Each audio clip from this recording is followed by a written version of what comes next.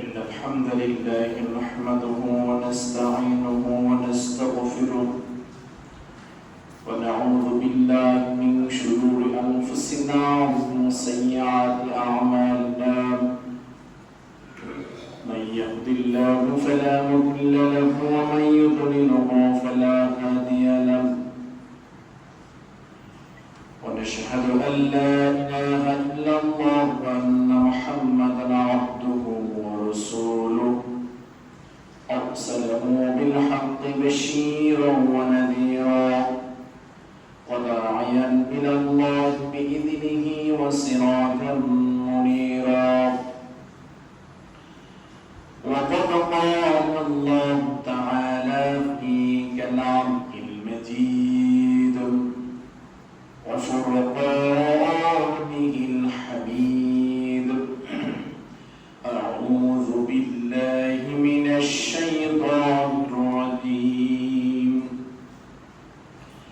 بسم الله الرحمن الرحيم وأفوض أمري إلى الله إن الله بصير بالعباد لا تقنطوا من رحمة الله إن الله يغفر الذنوب جميعا إنه هو الغفور الرحيم صدق الله العظيم وقال رسول الله صلى الله عليه وسلم من كان يؤمن بالله واليوم الآخر فإذا قال إن الله وملائكته يصلون على النبي يا أيها الذين آمنوا صلوا عليه وسلموا تسليما بلغ العلا بكماله كشف الدجى بجماله السنة جميع خصائه صلوا عليهم لإله إلا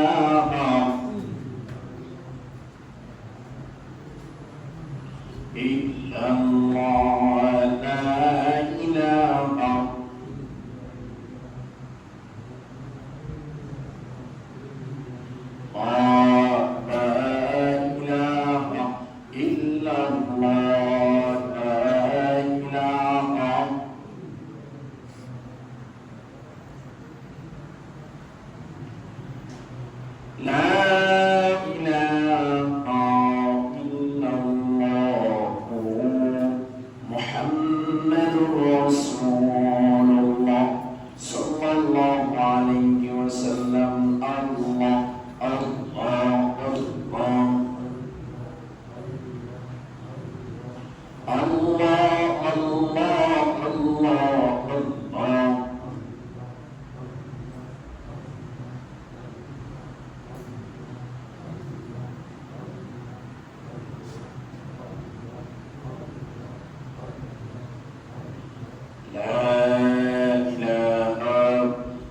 الله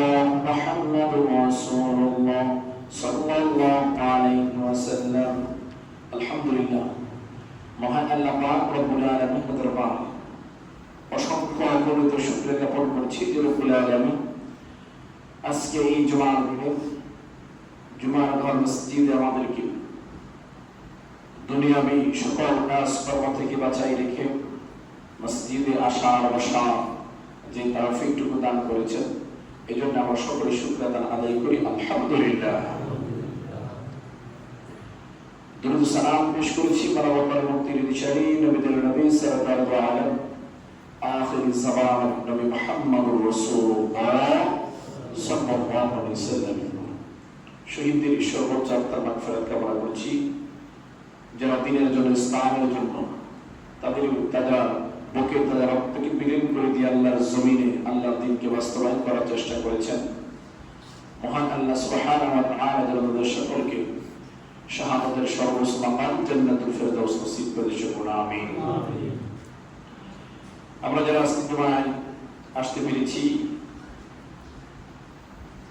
আমাদের যাদের আব্বা আম্মা দাদা দিদারা অন্ধকার কবরবাসী আল্লাহ পাক যেন সকল কবরগুলো কিয়ামত পর্যন্ত নাজাতের ব্যবস্থা করে দেয়, শুকুর আমিন। যারা জুমা আসতে পারে নাই আল্লাহ যেন তাদেরকে জুমায় আসার মতো তৌফিক দান করে, শুকুর আমিন। সম্মানিত মুসলিমরা, আমরা মুসলমান, আমাদের সবচেয়ে বড় পরিচয় হচ্ছে আমরা মুসলমান। আমি বিভিন্ন গোত্রে বিভক্ত হতে পারি, বিভিন্ন দেশে বিভক্ত হতে পারি, কিন্তু সর্বশেষ কথা একটাই, যদি সে মানে আল্লাহকে পরিপূর্ণরূপে, তাহলে তার পরিচয়টা হবে সারা বিশ্বের মধ্যে একটাই, সেটা হচ্ছে কি মুসলমান। সেটা কি মুসলমান। মুসলমানদের আধিপত্য, মুসলমানদের শিক্ষা, মুসলমানদের রাষ্ট্রনীতি, মুসলমানদের পরামর্শনীতি, সব কিছু মিলে একটা প্যাকেজ আকারে আল্লাহ সুবহানাহু ওয়া তাআলা এই দুনিয়ার মধ্যে মুহাম্মদুর রাসূলুল্লাহ সাল্লাল্লাহু এই মুহাম্মদ সাল্লাল্লাহু আলাইহি ওয়াসাল্লামের মাধ্যমে একদিন নয়, দুই দিন নয়, দীর্ঘ 23 বছর বাবদ সময় লাগবে অল্প অল্প করে আস্তে আস্তে করে একটা কিতাব নাযিল করেছেন। সেই কিতাবটার নাম কি? জোরে বলি, আল কোরআন। যে আল কোরআনে, এই কোরআনের মধ্যে মুসলমানদের সমস্ত কিছু ফয়সালা, সমস্ত কিছু সমাধানের প্রয়াস এখানে উল্লিখিত করেছেন। জোরে বলেন সুবহানাল্লাহ। যেটাকে বলা হয় যে দুটো জিনিস, রাসূল সাল্লাল্লাহু আলাইহি ওয়াসাল্লাম বলেন, দুইটা জিনিস যারা ধরে রাখতে পারবে, এটা নীতিমতো চলবে। আমি রাসূল ওই রোজ হাসরের ময়দানে তার জান্নাতের জিম্মাদার আমি রাসূল হব। জোরে বলেন সুবহানাল্লাহ। সেই দুটো জিনিস কি? এক হলো কোরআন, একই দ্বিতীয় যে সুন্নাহ। রাসূল করিমের যে হাদিস, যে নীতি দিয়েছেন, সেই নীতি অনুযায়ী যারা এই জমিনে সংক্ষিপ্ত সফরে এই জমিনটা, এই দুনিয়াটাকে আমাদের জন্য স্থায়ী না অস্থায়ী? আমাদের জন্য অস্থায়ী। কেমন অস্থায়ী? দুনিয়ার মধ্যে যদি বলেন একজন ঘর যদি ভাড়া দেয় ভাড়াটিয়াকে, তাকে যদি ঘর থেকে বের করতে হয় 1 থেকে 2 মাস 3 মাস আগে একটা নোটিশ দিতে হয় যে তুমি তোমার এই পর্যায়ে এতদিন পরে চলে যেতে হবে, তোমার আমি আর রাখবো না, তোমার কন্ট্রাক্ট আমি রিনিউ করবো না, তোমার যা কিছু আছে তাই নিয়ে তুমি বের হয়ে যেতে হবে। আমরা এমন এক রবের ভাড়া দিয়া, যে রব আমাদেরকে 3 মাস থেকে কথা 3 সেকেন্ড আগেও আমাদেরকে জানায়, এরকম কি বলতে পারো না আমাকে জানাইছে? পৃথিবীর মধ্যে শুধুমাত্র একজন ব্যক্তির কাছে এসে আজরাইল আলাইহিস সালাম অনুমতি নিয়েছেন, তিনি হচ্ছেন মুহাম্মদুর রাসূলুল্লাহ সাল্লাল্লাহু আলাইহি ওয়াসাল্লাম। তার কাছে শুধু অনুমতি নিতে আসছেন, ইয়া রাসূলুল্লাহ, ইয়া হাবিবাল্লাহ, আমি যদি আল্লাহ আমাকে পাঠাইছে আপনার কাছে, প্রথম অবস্থায় আপনাকে কাছে অনুমতি নেওয়ার জন্য, যদি অনুমতি দেন তাহলে আপনাকে কুল্লু নাফসিন যায়িকাতুল মাউত, ওই স্বাদ আপনাকে গ্রহণ করবেন, ওই ব্যবস্থা আমি করব। যদি অনুমতি না দেন আমি চলে যাব। এছাড়া এই যত কর্মকার কোনো কাছে, কোনো ব্যক্তির কাছে অনুমতি নেওয়ার জন্য আসে, 1 সেকেন্ড তো 3 সেকেন্ড 1 সেকেন্ড পর্যন্ত ওইটাকে বলা হয় এমন বিষ, যে আমার ঘর থেকে কোনো কিছু নিয়ে যাও, তোমার যা যা সব নিয়ে যাও, এই নোটিশ আল্লাহ দেয় না। সামান্য কইতেই রুটা যখন চলে যায়, তখন আপনারা যারা আত্মীয়স্বজন, আমার যারা আত্মীয়স্বজন কাছাকাছি আছে, তারাই চিন্তা করে কত দ্রুত এই ঘর থেকে আপনাকে বের করে মাটির মধ্যে পুঁতে ফেলার জন্য। এই অস্থায়ী জিন্দিগি, এরপরে আমাদের দুনিয়ার চিন্তা চেতনা, অস্থায়ী জিন্দি থাকার পরেও আমরা একেবারে করে ইমানদারের যে ত্রুটিপূর্ণ আছে, দুনিয়ার লোক লালসা ঢোকার কারণে আজকে আমাদের উপরে ইহুদিরা হামলা করে, আমাদের উপর নাসারা হামলা করে, আমরা মুসলমান হওয়া সত্ত্বেও ইমানদারের পরিপূর্ণ স্বাদ না পাওয়ার কারণে রক্তের উপরে রক্ত, সময়ের উপরে সময় কেটে যায় নামাজ দেখি। দিন শেষে আমরাই দাবি করি আমরা জান্নাতি, করে না? সারাদিন দেখবে নামাজের খবর নাই। রাত্রে যখন কেউ চিন্তা করেন কোথায় যেতে চান, জান্নাতে না জাহান্নামে, এক বাক্যে বলবে আমি অবশ্যই জান্নাত যেতে দেয়। নামাজ কিন্তু এক রাকাত এক ওয়াক্ত পড়ে। এমন মুসলমান এই দুনিয়াতে আছে না নাই? আছে। আল্লাহ রাব্বুল আলামিন ওই মুসলমানদের সাথে সম্পর্কটা কেমন করবেন? আল্লাহ রাব্বুল আলামিন বলেন, মুসলমানের সন্তান মুসলমানের বড় জন্ম নিয়েছ, এই বলে তুমি মুসলমান হয়ে গেছো এমনটা নয়। মুসলমানের ঘরে জন্ম নেওয়ার পরেও তুমি যখন বালেক পাও, ওই মুসলমান তোমার আছে না নাই, মুসলমানত্ব আছে না নাই, এটার জন্য আমি আল্লাহর কাছে পরীক্ষা দিতে পারি। বলেন না সুবহানাল্লাহ। আমি মুসলমানের ঘরের সন্তান, আমি মুসলমান, এই সার্টিফিকেট আল্লাহর কাছে গ্রহণযোগ্য নয়। এটাকে যাচাই করার জন্য আপনাকে পরীক্ষা দিতে হবে। আমাদের দেশে যখন ক্লাস 1 থেকে 10 পর্যন্ত করা হয়, এরপরে একটা পাবলিক সার্টিফিকেট যখন তাকে দেওয়া হবে, তাকে এরপরে একটা পরীক্ষার মধ্যে বসানো হয়। ওই পরীক্ষার মধ্যে যাচাই বাছাই করে ওই পরীক্ষায় যদি সেই বালককে তার রেজাল্টটা ভালো হয়, ওই পরীক্ষায় যদি বালকের তার সার্টিফিকেটটা ভালো হয়, সার্টিফিকেটের মান ভালো হয়, আল্লাহ রাব্বুল আলামিন বলেন শুধুমাত্র মুসলমানের নামদারি সার্টিফিকেট দিয়ে আমি আল্লাহর জান্নাতে তুমি প্রবেশ করতে পারবে না। ইমানদার মুসলমান, সে ইমানের দাবিদার। সেই দাবিদার কিভাবে হতে হয়? মুসলমানদের জীবন কিভাবে করেছে, মুসলমানরা কিভাবে শাসন করেছে, সেই শাসন দেখলেই যদি আমরা পরিপূর্ণ মুসলমানের স্বাদ পেতে চাই, ওই শাসনের দিকে তাকাতে হবে। মুহাম্মদ রাসূলুল্লাহ সাল্লাল্লাহু আলাইহি ওয়াসাল্লাম কিভাবে রাষ্ট্র চালিয়েছেন, হযরত আবু বকর কিভাবে রাষ্ট্র চালিয়েছেন, হযরত ওমর কিভাবে রাষ্ট্র চালিয়েছেন, আলী কিভাবে রাষ্ট্র চালিয়েছেন, সাহাবাদের ধরন কিভাবে ছিল। আমরা সেই দিকে না তাকাইয়া আমরা সেই ইহুদিদের, নাসারাদের বিভিন্ন চিন্তা চেতনা লেখকের বই দেখে দেখে, বিভিন্ন সিস্টেম দেখে দেখে আজকে ওই হারানোর জিনিস পেতে খুব কাছাকাছি চলে যাচ্ছে, খুব কাছাকাছি নিকটে চলে যাচ্ছে। মুসলমানদের নীতি আজকে চলে যাচ্ছে, মুসলমানরা মুসলমান জায়গায় থাকতেছে না। আজকে দিন গাজাকে তারা দখল করাচ্ছে ইহুদিরা, ইসরায়েলিরা। এটা সময়, একটা সময় ছিল তখন বলার সময় একবার দখলদার ছিল, তাদের কার্যক্রম চিন্তা, এরা তখন থেকে চিন্তা করতো যে এই যে জায়গাটা এটা মুসলমানদের প্রথম কেবলা। সুবহানাল্লাহ। মুসলমানদের প্রথম কেবলা। আমরা এখন যে কেবলার দিকে নামাজ পড়ি, এটা মুসলমানদের প্রথম কেবলা নয়। মুসলমানদের প্রথম কেবলা হচ্ছে কোনটা? যেটা হচ্ছে কি বাইতুল আকসা, ওটা হচ্ছে মুসলমানদের প্রথম কেবলা। সেই মুসলমানদের প্রথম কেবলা তখন তারা দখল করেছিল। আজকে মুসলমানদের নির্ভর মানুষ মারতেছে, খাবারের জন্য 2 কিলোমিটার দৌড়ায়, এরপরে সেই খাবার না পেয়ে খাবার নিয়ে আসার পরে ওই জালিমদের গুলিতে মানুষগুলো শহীদ হয়ে যাচ্ছে। আজকে সেদিকে তাকালে দেখা যায়, সেদিকে তাকালে মনে হয় মহরমের 10 তারিখ সেই ফুরাত নদীর তীরের ঘটনা ভেসে আসে। এক ফোঁটা পানির জন্য ছটফট করেছে নবীওয়ালার নাতি সাহাবীরা, কত ছটফট করেছে। আজকে সেই দৃশ্য দেখা যায় গাজার দিকে তাকাইলে, ছোট ছোট বাচ্চারা মুসলমান, বিশ্বের মধ্যে মুসলমানরা ঘুমিয়ে আছে। কি জবাব দেবে আল্লাহর কাছে?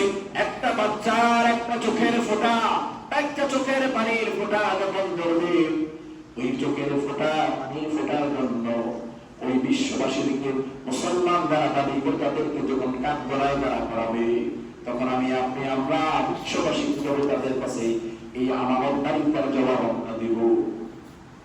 হযরত ওমর দখলদারিত্ব হয়ে গেল গাজা,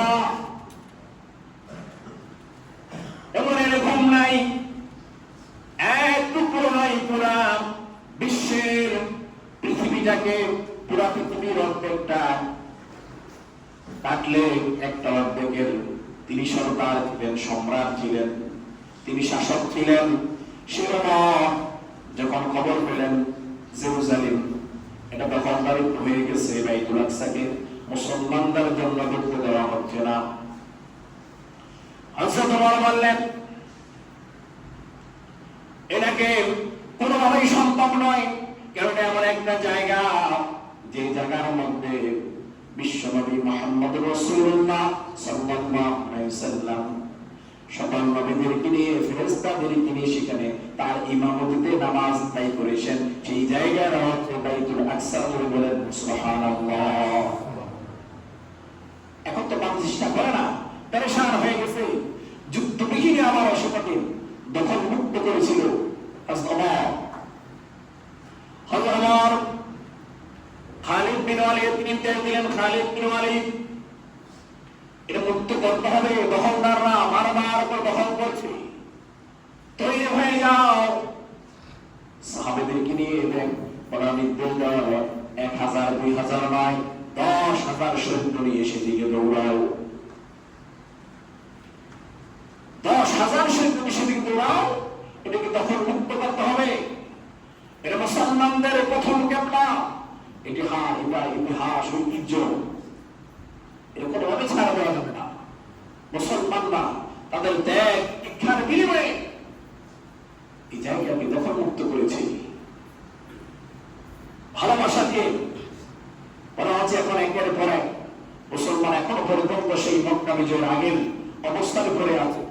যে মক্কা বিজয়ের আগে রাসূলুল্লাহ সাল্লাল্লাহু আলাইহি ওয়াসাল্লাম যখন বলতেন মক্কা বিজয় হয়নি, কেউ যখন আঘাত করতে রাসূলুল্লাহ এসে আঘাত করেছেন, আপনি যে হাত দিয়ে আঘাত করেছেন ওই হাতের মধ্যে কি ব্যথা পেয়েছেন কিনা? কিন্তু যখন মক্কা বিজয় হয়ে গেছে, যখন রাষ্ট্রনায়ক ছিলেন রাসূলুল্লাহ সাল্লাল্লাহু আলাইহি ওয়াসাল্লাম, তখন কি তিনি প্রশ্ন করা হয় নাই আপনি আঘাত পেয়েছেন, আপনার আঘাতের কি জবাব? সে আঘাতের পাল্টা জবাব দেওয়া হয়েছে। আজকে মুসলমান ঘোরায়, মুসলমান নিজের ইমানদারিত্ব নাই, তার মুসলমানের ফজর আযান হলে এমন এক অবস্থা মুসলমানের ইমান, ওই ইমান নাকি লাভ নাই যে ইমান আপনাকে জান্নাতে নিয়ে যেতে পারবে না। ইমানদার দাবি করে কোনো লাভ নাই। আপনাকে এমন ইমানদার দাবি করতে হবে, এমন ইমানদার করতে হবে যে ইমান আপনাকে জাহান্নামের ভয়ে ঘুম থেকে ফজরের সময় জাগায় দেয়। সুবহানাল্লাহ বলেন। এই ইমান রাখতে হবে। যে ইমান আপনার কাজকে প্রাধান্য দিয়ে নামাজ ছেড়ে দিতে বলে, সেটা মুসলমান দরকার নাই। যে ইমান আপনাকে কাজের উপর কাজের প্রেশার রেখে দেয়, নামাজের কথা স্মরণ করাই দেয় না, ওই ইমানদারের দরকার নাই। যে ইমানদার, যে ইমান আপনাকে নামাজের জন্য বসাইতে পারে না, সেই ইমানের দরকার নাই। যে ইমান আপনাকে পর্দা করার জন্য বলে না, শিক্ষার দরকার নাই। যে ইমান আপনার সন্তানকে জাহান্নামে নিয়ে গিয়ে পড়তে চায়, সেখানটা আপনার বাধা হয়ে দাঁড়ান, এটা বলে না, ওই ইমানের কোনো দরকার নাই। আপনাকে এমন ইমানদারিত্ব হতে হবে যে ইমান আপনাকে এই দুনিয়া থেকে জান্নাতে নিয়ে পর্যন্ত যেতে পারে। সুবহানাল্লাহ। সেই ইমানদার হতে হবে, সেই ইমানদারিত্ব রাখতে হবে। সেই ইমানদারিত্ব রাখতে হলে আমাদের কি করতে হবে? প্রথম রাস্তা হচ্ছে, প্রথম কথা হচ্ছে আমাকে খুশু সহিত নামাজ আদায় করতে হবে। আমাকে নামাজ আদায় করতে হবে। যদি নামাজ আদায় না করি তাহলে ইমানের সাথে তার কোনো সম্পর্ক থাকে না। বারবার বলেছেন আল্লাহ রাব্বুল আলামিন বলেন, আমি তো ওই বান্দার প্রতি খুব খুশি হয়ে যাই যে বান্দা আমাকে আহ্বান করে নামাজের জন্য, সে নিজে নামাজ করে। যদি বলেন না সুবহানাল্লাহ। আমি তো ওই বান্দার জন্য পেরেশান হয়ে যাই, আমি তো ওই বান্দাকে জান্নাতে নিয়ে যাওয়ার জন্য আকাঙ্ক্ষায় থেকে থাকি। যে বান্দা আমাকে আহ্বান করে, যে বান্দা নামাজের জন্য মানুষকে আহ্বান করে, যে বান্দা নামাজের জন্য মানুষকে ডাকে, এই বান্দাদের জন্যই আমি আল্লাহ জান্নাত থেকে দিয়েছি। এই পৃথিবীতে আপনি যতই কিছু করেন না কেন, এই দুনিয়ার মানুষকে খুশি করার জন্য 1000 বার চেষ্টা করলেও ওই মানুষগুলো আপনার প্রতি পরিপূর্ণ সন্তুষ্ট হবে। 1010 বছর পর্যন্ত তার সাথে আপনি খুব ভালো, একটা দিন শুধুমাত্র তার কথার কাছে মিল নাই, করতে পারেন নাই, ওই 10 বছরের সমস্ত কিছু আপনার একদিনের মধ্যে ফুরাই যাবে। আল্লাহ বলেছেন, বান্দা যখন তুমি আমাকে ডাকো ইন্নাল্লাহা বাসীরুম বিল ইবাদ লা তাকনাতু মির রাহমাতিল্লাহ ইন্নাল্লাহা ইয়াগফিরু যুনুবা জামিআ ইন্নাহু হুয়াল গফুরুর রহিম। বান্দা তোমার উপরে যত ইবাদত আছে তুমি ছেড়ে দিয়েছো? তুমি কি মনে করতেছো তোমার উপরে কোন আর রাস্তা নাই, কোন যাওয়ার কিছু নাই? তুমি মনে করছো তোমার জান্নাতে যাওয়ার সব রাস্তা বন্ধ হয়ে গেছে? আল্লাহ বলেন, লা তাকনাতু মির রাহমাতিল্লাহ ইন্নাল্লাহা ইয়াগফিরু যুনুবা জামিআ। তুমি বান্দা আমার রহমত থেকে নিরাশ হয়ো না, আমি আল্লাহ তোমার জন্য রহমতের পুরো দরজাই করে দিয়েছি। তুমি বলেন না সুবহানাল্লাহ। এজন্য মুসলমান আমাদেরকে পরিপূর্ণ ঈমান রাখতে রাখতে হবে, পরিপূর্ণ হিসেবে নামাজ আদায় করতে হবে। মহান আল্লাহ রাব্বুল আলামিন আমাদেরকে পরিপূর্ণ ঈমান রেখে ঈমানের সহিত নামাজ আদায় করে কবর যাওয়ার তৌফিক দান করুন। আমিন। ماذا يقول القرآن الكريم؟ يقول القرآن الكريم الموت. يقول الله تعالى يجب على كل مخلوق أن يذوق الموت وتحصل على أجر الأعمال يوم القيامة. عندها لن تكون قادرة على تأخر ما وسنيا الخطأ. هو الذي يعطي الحياة ويسيب الموت وتعظيم لي لا ينبغي أن يسلم لنا وأولاد ذكر الله. أولئك الذين هم غافلون هم الخاسرون إن شكرنا أعدت إياه قبل أن يأتي الموت ولا سيقول يا ربي لماذا لم تعني عزني من القول كل نفس ذائقة الموت وإذا سيقول يا ربي لماذا لم يقول الله تعني لمزع من القرافات ثم أعشر استقام وقال من الصالحين. عندما يأتي الوقت الوعد محضر لكل شك من يقول الله للرسول الله صلى الله عليه وسلم أول ما يحاسب العبد يوم القيامة من الصلاة. بارك الله لنا ولكم في القرآن العظيم. رسولك ورسولكم.